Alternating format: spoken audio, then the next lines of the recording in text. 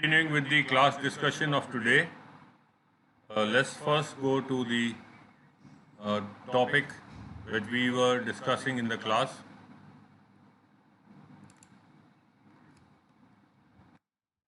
This is yesterday's task 1 once again. I am putting it down once again for you guys to have a look if you want to rewrite it. This has been the response given by one of our students to whom I have given 7 band. You can have a look. I have also already explained this in the class. You can pause the video wherever you want and read the screen.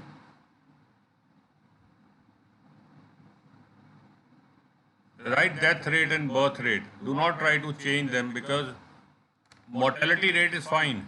But otherwise do not try to change them because these are very technical terms. Death rate will incline many folds, will rise by many times. And death rate is the number of people in 1,000 people who will die, or 1,000 people. So it is not 20,000, 30,000. It is 20 people per 1,000.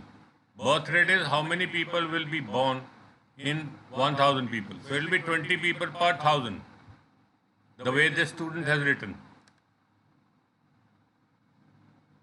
And the student has written past tense in past tense, 2020 in present perfect, and then future in future.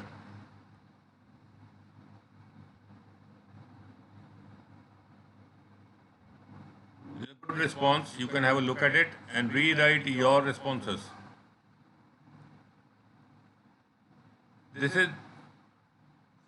Now we are going to the essay of today.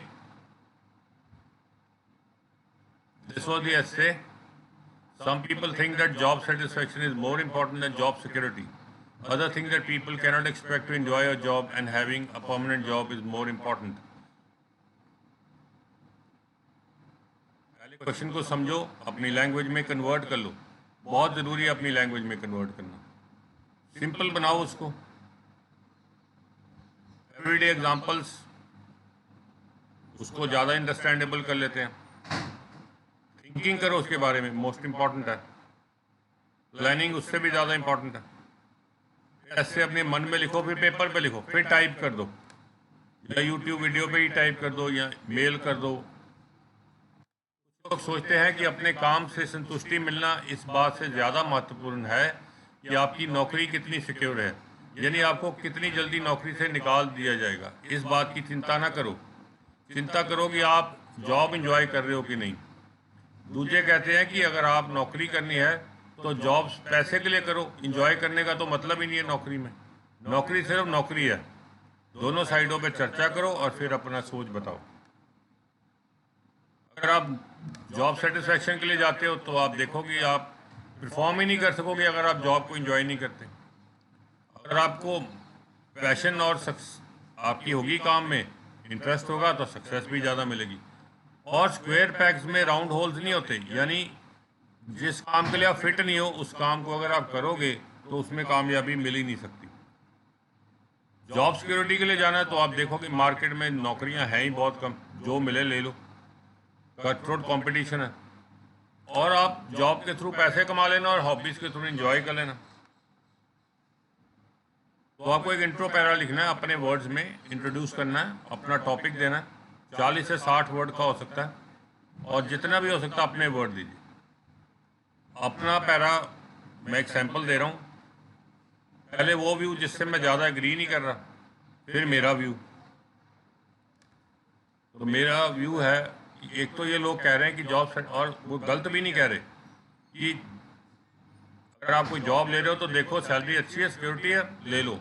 पर मैं कहता हूँ कि we don't live by bread alone, कि हमें सिर्फ पैसे से नहीं, अगर जॉब में हमारा इंटरेस्ट होगा तो चांसेस ज़्यादा है कि हम ग्रो ज़्यादा करेंगे. यहाँ तक 61 वर्ड बन जाते हैं.